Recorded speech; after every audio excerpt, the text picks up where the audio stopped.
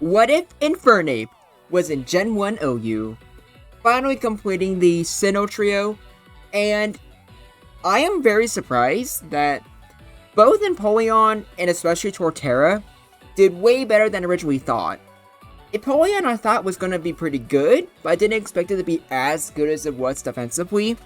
And Torterra, I genuinely thought was going to be underused, but you guys in the comments convinced me it would stay in OU.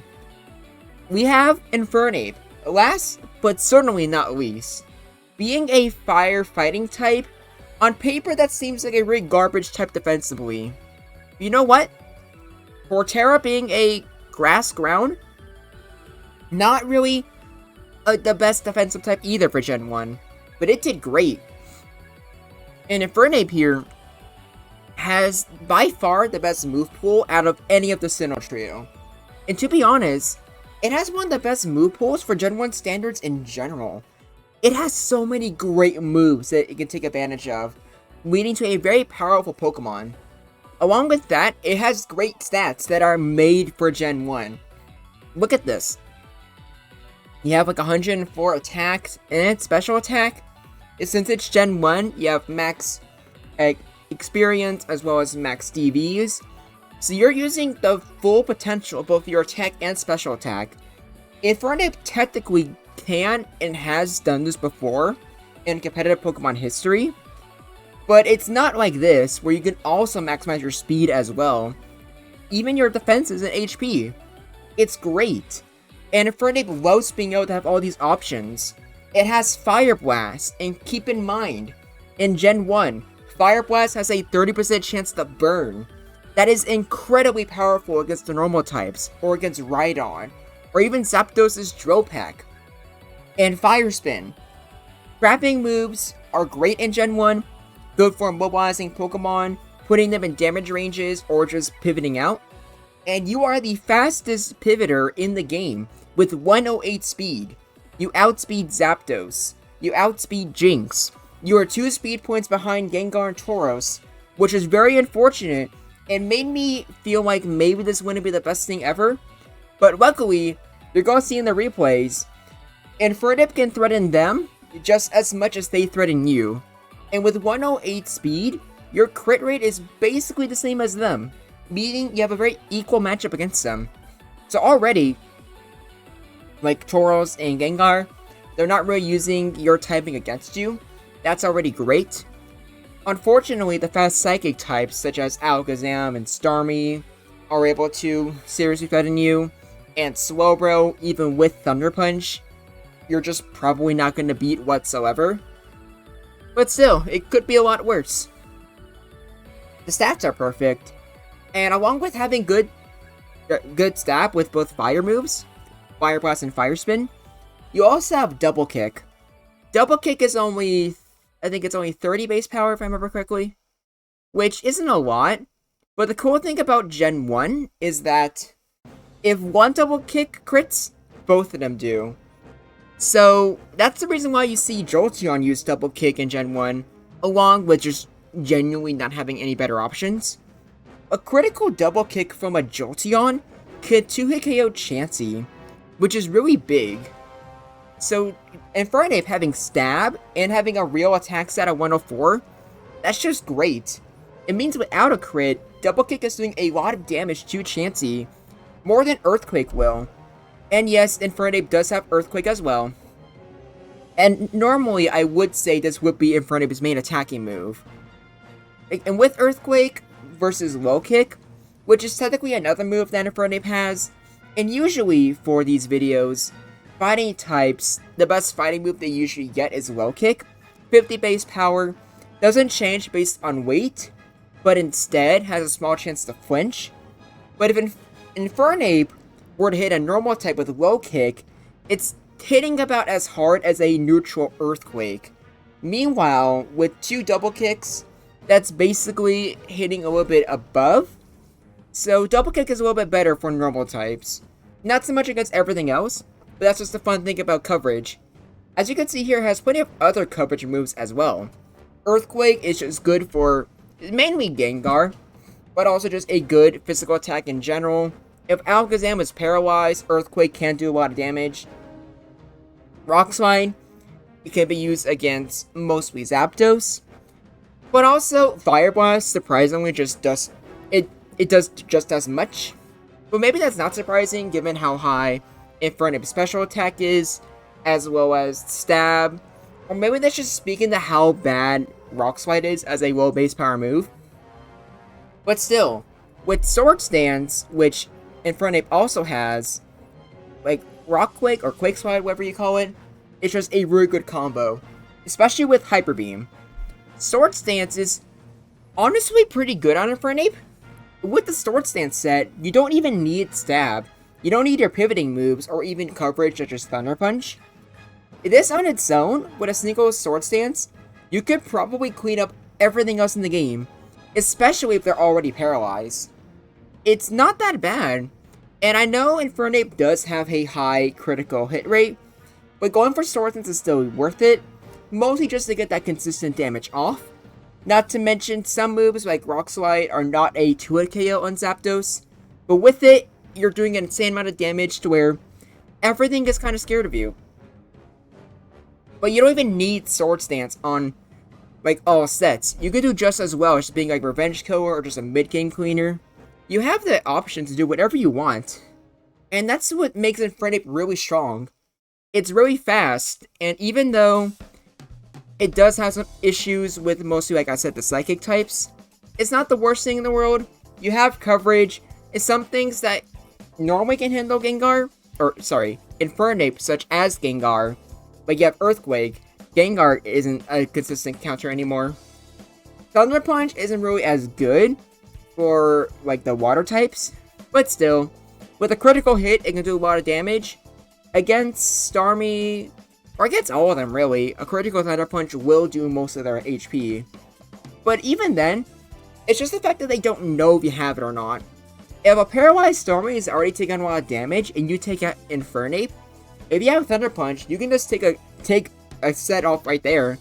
Or just the threat of it might make them switch out. It gives you a lot of options, and with Fire Spin, you can keep them in the dark, which is also just really good. Also just gives you control over the game. So Infernape here, I don't know if I want to say it's better than Empoleon, because Empoleon defensively is just one of the greatest Pokemon ever. But I'm actually going to lean towards Infernape being the best of the Sinnoh trio. I'm now convinced that it would be, like, all three of the Sinnoh starters would be an OU. And to be honest, I feel like if all three were in the same tier together, I feel like the three would complement each other as well. Maybe Torterra, or I guess Torterra would become a lot worse with Infernape.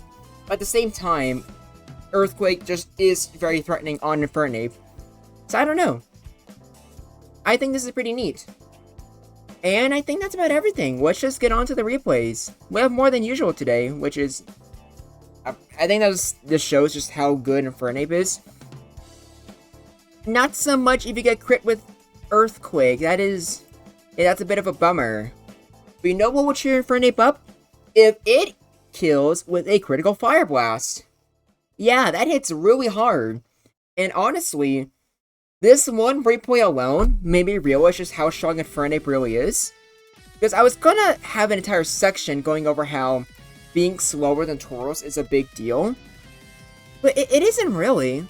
Because now that I know that both of these guys 2-hit KO each other, or not so much what you see there, that's a 3-hit KO.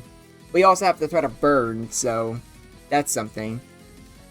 But both have basically the identical speed in 2-hit KO and Oko with a crit. So there's not really an advantage with both of them finding each other at full HP. So just a true could go either way. I was surprised. And here's Snorlax.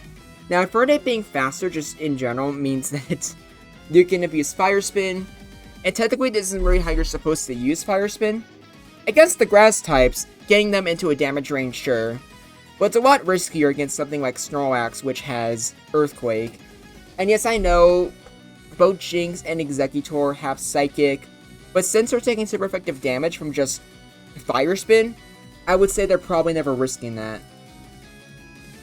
But luckily you don't need to use that on Snorlax, because just the threat of burn from Fire Blast, that's already pretty big. Double Kick also does pretty good damage. It can hit through something like Reflect if it gets a crit. A critical Double Kick is just really terrifying. So physical Snorlax, even without Earthquake, Body Slam with Paralysis could be pretty scary. That is one thing that INFERNAPE is very scared of, Paralysis or just any status in general. But still, I feel like INFERNAPE can make it work. Because look at that. Just a single critical Double Kick did 35%. That's just... yeah, that's wild. So, I don't know where to put Snorlax. Would that be a good matchup or could go either way? I'm guessing with just the sheer bulk and the danger Snorlax has, it probably would be a good go either way. And with counter, Chansey's always could go either way. And yeah, like that would be pretty scary. But also keep in mind that with Chansey here, Earthquake is like not as good, but with Sword Stance it certainly is. And that's another thing. Chansey can try to go for counter, but if you're a Sword Stance variant with INFERNAPE, yeah, you might just waste your time and INFERNAPE suddenly has a guaranteed KO. Something you do not want to risk. So, there's obviously Thunder Wave, which could just really damn INFERNAPE, but I feel like Chansey can't risk it. INFERNAPE just way too much damage. And by the way, with just 2 Sword Stance, I believe you're at 912 or something like that. So, you don't need to go for a 3rd Sword Stance. But to be honest, why would you even need to? That's Chansey with her fucked up, and that's how much damage it's doing. But to be fair, I'm not sure when you're gonna be going for 2 Sword Stance. But it's not even like it's needed. It's really not. 1 is more than enough to take care of anything in the meta, depending on what your moveset is. And that's part of the fun. Something like Exam here is a good threat against INFERNAPE, but it's also worth noting that these replays are 1v1s where both Pokemon are at full health, which is not an accurate representation on how these would go in a 6v6. INFERNAPE absolutely hates having to face something at full HP, and it probably won't in execution. It's probably facing things that just killed, are naturally slower than it, or are paralyzed. And that's where INFERNAPE becomes significantly better, especially when your opponent doesn't know what set you're using. Because they can send out an INFERNAPE against a paralyzed Alakazam at low HP here, and they can switch out, but you just use Sword Stance, and suddenly, you probably have Earthquake, meaning Gengar can't do well against you. Or you switch in, into a Resist for Fire Spin, and then they win for a coverage move. Or you just win for Fire Blast, just go for straight damage. The worst thing that can happen is burning something like Chansey or Starmie.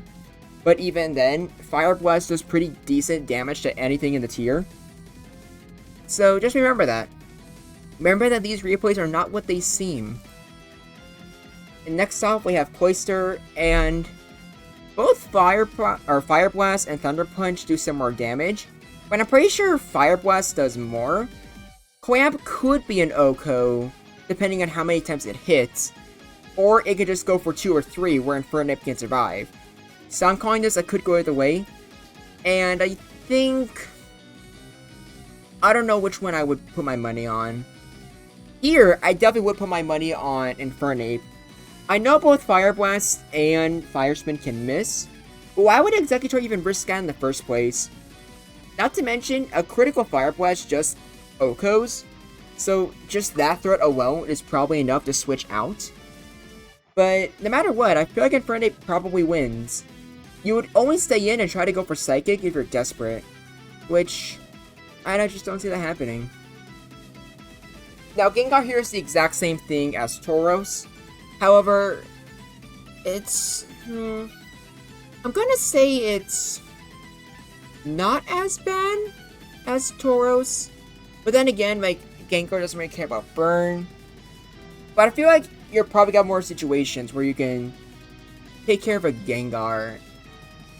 But I don't know, it's kind of... I think that's just flat out bias on my part. I'm not even sure if I apologize for that, if I'm just being honest with you, but yeah. Here's one where I'm going to call this a bad matchup, even though technically INFERNAPE wins most of the time. Jolteon paralyzing Infernape and getting good damage in is kinda a death sentence. So it's just not very good. And technically Pokemon like Zapdos also have Thunder Wave, which I do not use for the replay. But to be honest, I think that's justified. Because many Pokemon will just suffer so much, like Jinx here, if you give Infernape a free turn. And even though Zapdos becoming faster thanks to Thunder Wave is very valuable, like I said, both Fire Blast and Rock Slide do good damage to Infernape, so I'm not sure if it's really worth it. But we'll talk about Zapdos more once we get to it. And we're getting pretty close. Now with Rhydon. Rhydon is really, really bad. One thing I will say though is that you can at least survive a earthquake, which surprised me. This just shows us how much value you can get when you have full defense and full HP along with everything else. So Infernape is probably hoping for a burn, which like if it gets it, sure, good for you. You're still gonna take a lot of damage, and it's not like Rhydon cares too much about Fire Spin. You're only really doing it for the chip with Burn, and Burn chip isn't even that good in Gen 1. Which, thank God for that, by the way. I don't even know what's the best thing to use against Rhydon. I guess it'd be Double Kick, but it just seems pretty bad. Now the question is, do you call it as a bad matchup or unwinnable? I'm guessing unwinnable makes more sense, but I don't know. Speaking of unwinnable though, Thunder Punch doesn't do that much there. It is a third, which is nice. And Surf without Amnesia doesn't kill. But you need to get very lucky, and Thunder Punch is just not even that good to begin with. Or I don't know, I guess it's better than Rock Slide coverage. But Rock Slide does a better job if you're using it right. Just having Rock Slide as a way to complement Earthquake and Hyper Beam is more than enough. Meanwhile, Thunder Punch doesn't really complement your other moves because it's just not enough damage, which as you'll see here, like there's Thunder Punch, does about a third, but Starmie has Recover, so it's not really doing anything. But it's still worth having sometimes, just for that surprise factor. So, take that as you will, I guess. We have Victory Bell, and this is just the same as all the other grass types. Fodder for both Fire Spin and Fire Blast, which are the main moves Infernape likes to spam anyways. There's not much you can really do here. But I will just quickly say, one day I will have a Generation Jumble with all the starter Pokemon, and I'm very interested to see how the Sinnoh starters do there. If you don't know, I have a Discord server, and in that server I host tournaments based on my what if scenarios. They're a lot of fun. But now, last but not least, we have Zapdos. And just like with Torterra, Infernape also surprised me here. Having good coverage against Zapdos is already pretty good, which both Torterra and Empoleon also have. But Fire Blast does about the same, if not a little bit more, but also has the benefit of burning Zapdos.